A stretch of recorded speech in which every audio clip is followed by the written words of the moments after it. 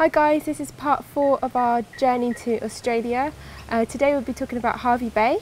So we have been in Hervey Bay about 7 days, 6-7 days, and we managed to stay at a location which is fairly close to the beach. It was just a few minutes walk. And so what was your first impressions when we arrived in Hervey Bay? What did you think about it? So it was different from where we were staying in Doonan. Doonan was more green, wasn't it? More country, I would say. Yeah, I think it was loads more trees around, birds, just more wildlife, and at least that's where we stayed. That seemed to be that way. So Hervey Bay, the difference was there wasn't as many like trees around, and didn't feel as rural, although it is in a rural part of Australia. So it's towards more north from Brisbane. It's more up, I think about 2-3 hours drive from Brisbane. While we were at Hervey Bay, what did we do, Monique? Well, we've done a number of different things, but like the first day the first whole day that we arrived, it was raining, wasn't it? It was. I mean, the part of the rain was due because of the cyclones was just nearby to us. How did you find that? Well, when it was raining, we didn't know it was raining because there was going to be a cyclone. But it rained pretty heavy, didn't it? And it did, and fairly quickly we find out that this was because due to the cyclone. Yeah. We were pretty worried, but at first they were saying it was... You were worried, I wasn't. I was excited. I was hoping to see what a cyclone is, because I haven't really seen a cyclone in my life. That's true. I mean, neither have I, thankfully, but they were saying it was only like a category 2 at first. It wasn't it wasn't a dangerous cyclone, but by the time it got inland, it was rated a category 5 when it would hit I think Rockhampton, something like that. But that during just the day before, it was very windy, and also the sea was acting really strange, wasn't it? I think it's a regular thing what's happening, but while we were there, it was just more extreme. So it was low tides and high tides, and the sea was quite aggressive, big waves, and the beach were closed for swimmers. Well, I mean, there was no beach. The tide was so high that the sand was actually gone. Yeah, I saw a couple of houses use sandbags to protect themselves in case there's some floods. Yeah. So we were expecting actually it to be quite bad. Well, the lady we were staying with was expecting it to be quite a bad one. But nothing came out of it, so we are fairly lucky. We were so lucky because it went round us, and it was quite funny because it actually hit where we were previously staying. So we were just in a pocket, and it just went round us and then flooded where we were staying in Sunshine Coast, and then down. We've heard on the news in Brisbane and stuff, but we were so lucky that it was meant to hit us, but it just kind of went round us. While in Hervey Bay, we also visited Fraser Island. And Fraser Island, as we've been told, is the largest sand island in the world.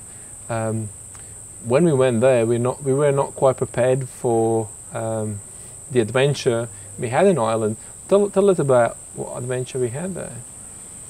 Well, when we went there, we thought you could do walking tours, which you can do, but you actually have to drive about 8 kilometres to the nearest tourist place where you can walk around and have a look. And we didn't know that until we boarded the boat, isn't it? That's right, and also we didn't realise that we thought we could walk the 8 kilometres to the walking tour. The problem is it's very sandy, so it's not an easy walk. No. And as later we find out, there's dingoes around, and they can be dangerous. So they asked us not to. Yeah, on the way back we found out that possibly some dingoes. So dingoes are wild dogs, if you don't know what they are. I thought they were some sort of kangaroo, so I was like not even that worried. But apparently they were possibly watching us whilst we were attempting to walk the 8k back to the port to catch the boat. Yeah, but we're going to find out that people have been so kind, and they gave us lift to the central station, which is the main area for the island. And we also got lift back. So we walked some distance back. We also Yeah. got lift back to Yeah, the main. someone did pick us up. Yeah, just but to help us if out. you ever consider going over there, what would your advice, Monique, be? To book a tour, like, it's an extra money, but it's worth it because you're unable to get around if you don't have a car, or you can hire a car that's specific for driving on the sand on the island. So definitely. Yeah, do you that. just need a 4x4, Yeah. which can drive on off roads. Yeah. Unfortunately, we have a 4x4 car, but we're not allowed to go off road, so Yeah. we were not able to take our car. Mm. Yeah, but what's on that island? What's so special about it? Well, I'm not sure exactly. There's just, I think it's, you were saying, it's just like a rainforest, and there's only 7 people living on the island, right? Yeah.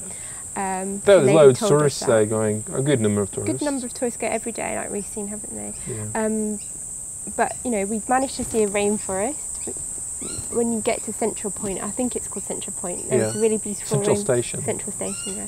Beautiful rainforest we've got to see, but we couldn't go to Mackenzie Lake. Yeah. It was way too far. We've to been walk. told that the lake is very clear water, Yeah. and also the beaches. They say it's amazing. Yeah. But unfortunately, we didn't get to experience. So hopefully, next time when we come back, we can see that. Monique, who do you think should go to Fraser Island? What type of people would go there? And what would they look there for? Well, if you're interested in just seeing like beautiful landscapes and you're an active person, you like to walk and you like to swim, I think Fraser Island would be ideal for you. And you like to be outside. Yeah. If you don't want that from a holiday, you're not going to like that, the experience. Yeah, and I think it's also a fairly excluded area, so there's not that many people over there, so you can have your own space, and I think you can be with nature if that's the thing you enjoy. And I think it can be a very relaxing time. But hopefully you won't be travelling on your own, because it would be pretty lonely to go to Fraser Island on your own. Yeah, probably wouldn't be unless you go recommended. with a It's probably tour. with somebody to go with. Yeah, not on your own. Yeah. So while we were at Hervey Bay, we also done some sports activities. So one of them was kayaking. So Silvis, you really were desperate to get out on the water and you wanted to do some kind of sport. How did you find kayaking? To begin with, I wanted to book 3 hours hire kayak for 3 hours. Monique convinced me to hire for 2 hours, so that's what I've done. And we hired a double kayak, and we really struggled to get anywhere. The only thing where we managed to get is further out in the sea, but we couldn't get any direction we wanted to get. The only direction we managed to get is on the circle, wasn't it? Yeah. And at some point, Monique just got very panicky, and she couldn't. She was saying, "Oh, I'm going to cry for help because it doesn't seem the boat is going any direction we want to." I wasn't crying for help. Like, I was getting worried because we were going further out and past the point. So they had like a point in the sea, like a round ball. There's our marker It's called a buoy. Where you need to get up to, and we were past that, and we just it seemed like we just kept going out, and every time we tried to move anywhere, we just went in a circle.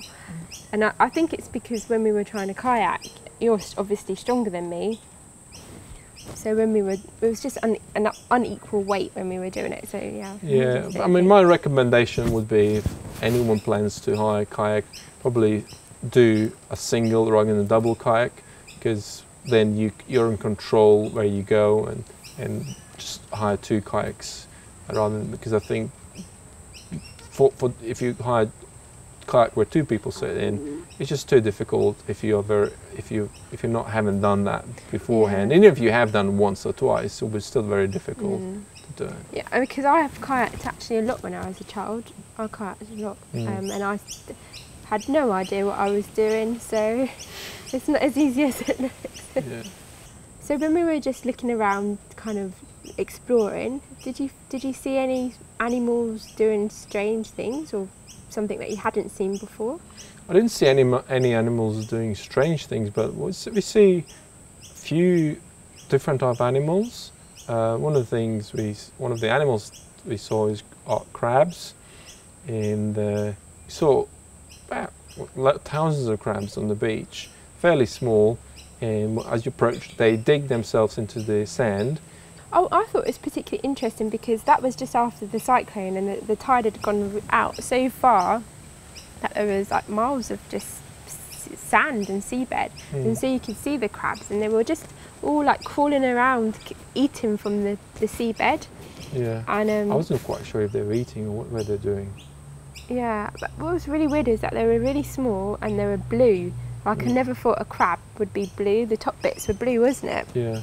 I remember the other type of animal we saw, I think it's cockatoos, and we saw thousands of them in, well, about 1,000 in one place, and it makes such a loud noise.